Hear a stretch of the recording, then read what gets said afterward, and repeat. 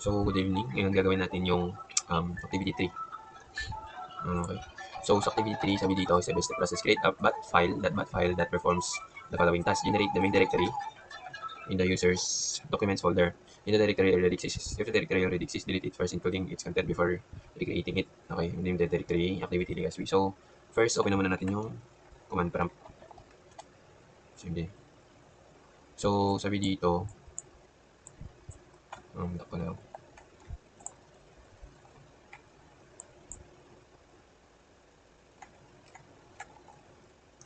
Generate a main directory name, activities or name in the documents folder. So, punta muna tayo sa documents folder. cd, cd, then user,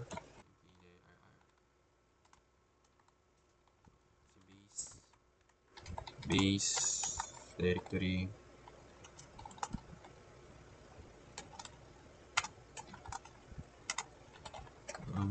activity,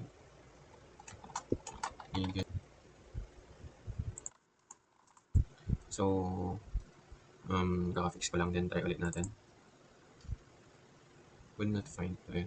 So, ayun, nag-create na siya dito. So, sabi dito, in the main directory, already exists, delete it, including all the contents before recreating it. So, na-generate na natin yung activity /surname. So, na-generate na natin si activity surname. Or yung main directory natin. So, pagka i-check natin, ito, wala pa siyang laman. So, next step.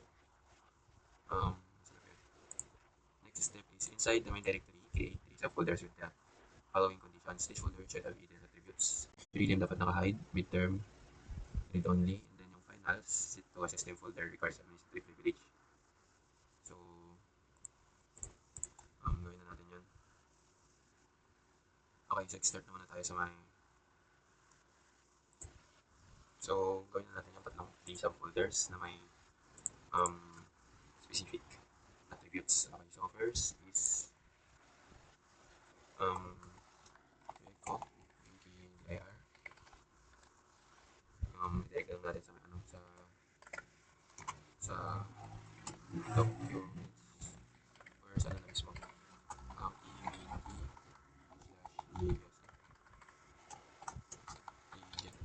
So ngayon yung gagawin na natin is yung gumawa ng 3 subdirectory sa legacy activity natin. So paste natin to, echo make directory activity legacy, then prelim. Nandun siya ng activity. So ngayon gagawin na natin is gawin yung 3 subdirectory. So paste na muna natin dito eh.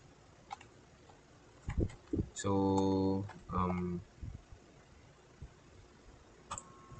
echo make directory activity legacy, din yung subdirectory na prelim. Tapos under siya ng activity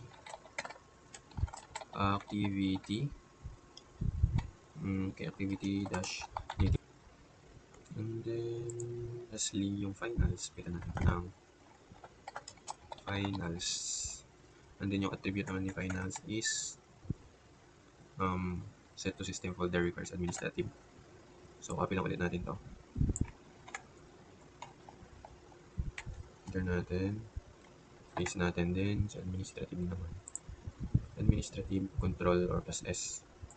So sa administrative, yung attribute niya is system administrator. So palitan ulit natin ito ng finals, enter natin. Ngayon balik tayo sa documents. So pagka pumunta tayo sa documents, and then click ulit natin to, then pumunta tayo dito sa activity.xp. So ayun, meron na tayo ditong finals tsaka midterm. So si prelim, dahil si prelim naka-hidden siya, so hindi makikita siya dito. Then hidden items, so ayun, nandito na si prelim, nagpakita na siya. So bali naka-hide lang siya, ayun, nakawala siya. Ngayon ang next na gagawin natin is within each folder, create a text file with the following names and content. Inside the prelim, prelim text with the content. This is all my activity in prelim. Ganun din. Okay, so let's go. So, start na natin gawin yung mga text. So, echo, this is all my activity in prelim. This is all my activity in. So, gawin na natin yung yung mga prelim activity, midterm activity. So, this is my content, this is my all activity in prelim, midterm, finals. So, gawin na natin. So, echo, so, echo, this is all my activity in prelim. Tapos, under siya ng yung base directory natin, prelim, tapos yung name niya is activity.txt, then under din siya ng Legaspi, activity.bat. So, yun na yung sa prelim natin, then enter natin. Paste ulit natin yan, then palitan naman natin ito ng midterm. Okay, so ito naman is midterm din, okay. So, same din sa finals, paste natin.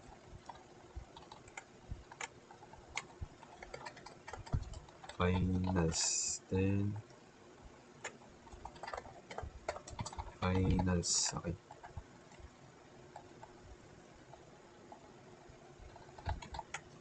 Okay, then enter natin. So,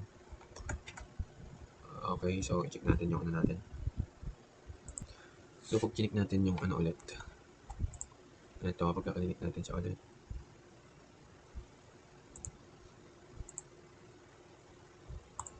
Then, punta tayo sa my Legaspi. So, dito na. Ano na yun? Inside prelim activity, inside midterm activity, inside final activity. So, check natin. So, midterm. So, yung midterm, saan naman na tayo?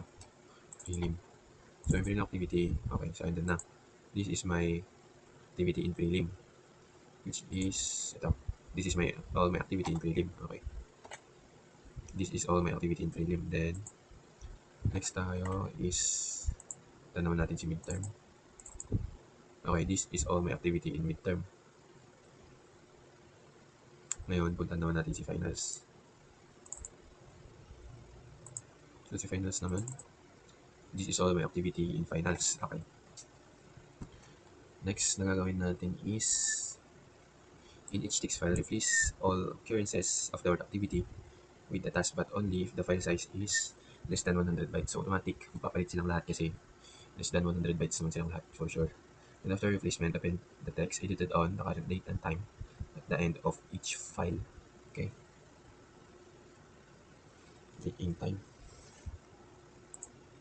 So, punta tayo sa terminal ulit. Then, echo for f in base directory natin. Base directory. Okay, say prelim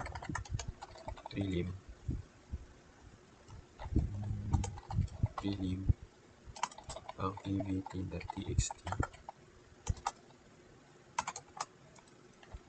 base directory. Okay, base directory. Then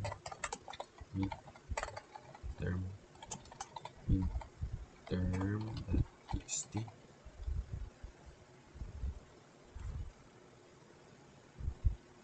Midterm din. Hindi, midterm.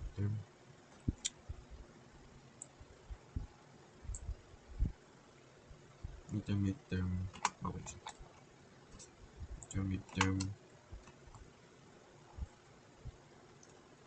activity.txt. Okay, so do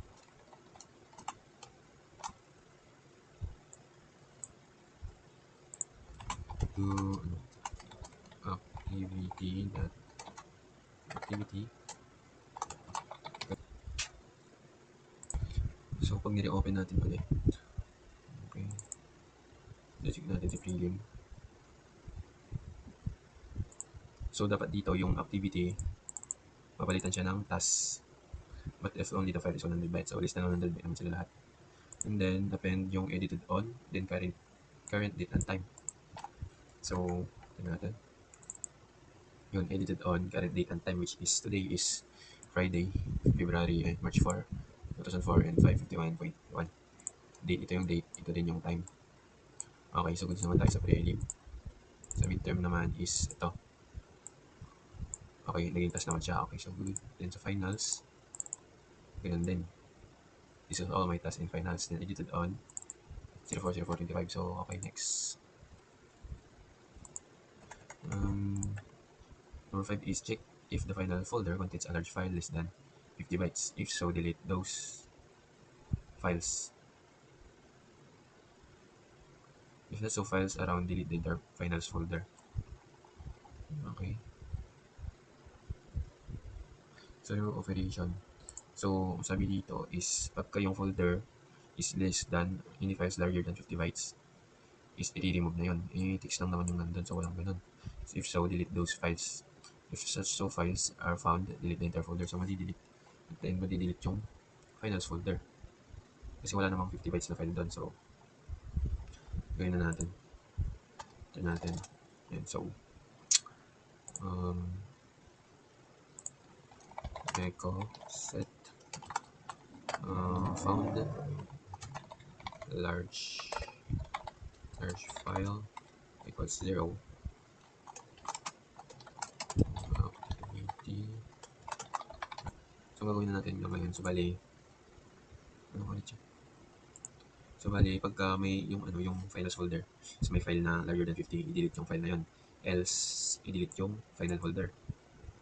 So, wala namang malaking file doon. So, automatic madi-delete yan. Pero, still gawin na lang natin. So, okay. So, echo for f in base directory finals and then multiply by do activity that dash naked. So, bali dito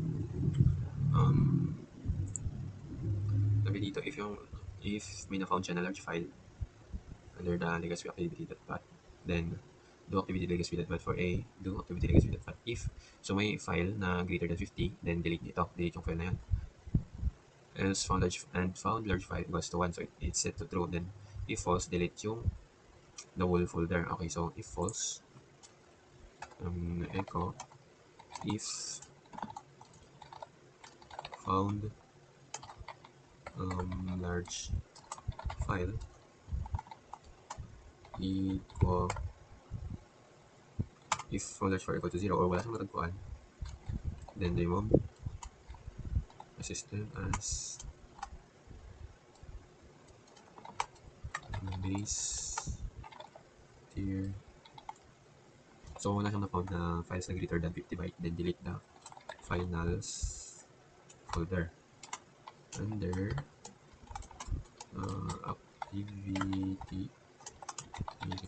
activity legacy.net. So, ayun, try na natin. Ba tayo sa documents. Balik tayo dito. Ganito. Okay. So, tignan natin siya. So, ayun. So, as you can see, dalawa lang yung nandito kasi nga si finals is na-delete. Kasi wala naman siyang larger than 50 byte na file doon. So, okay, next. So, wala na. That's it. And thank you.